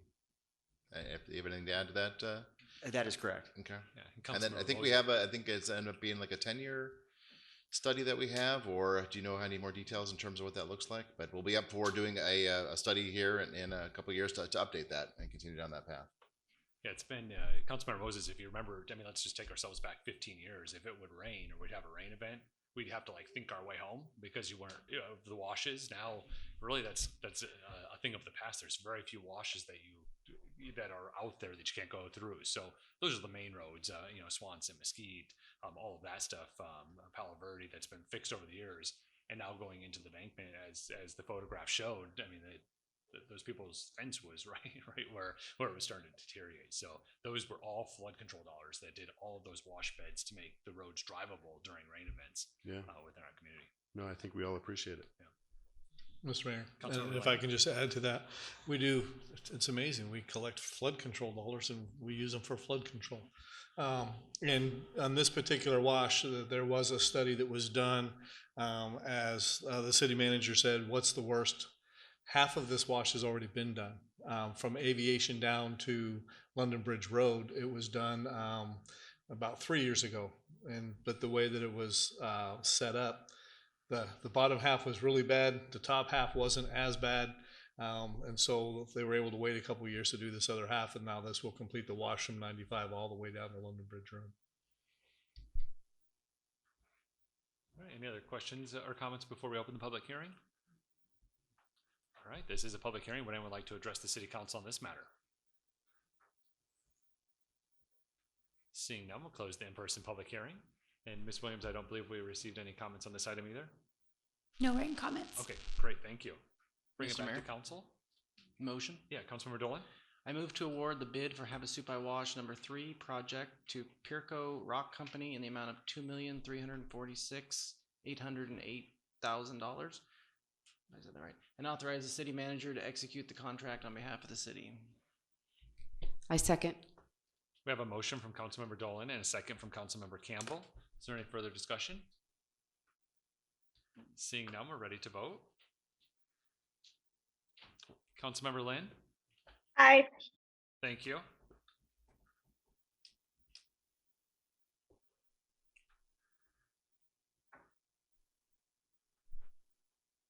Councilmember Campbell, your vote?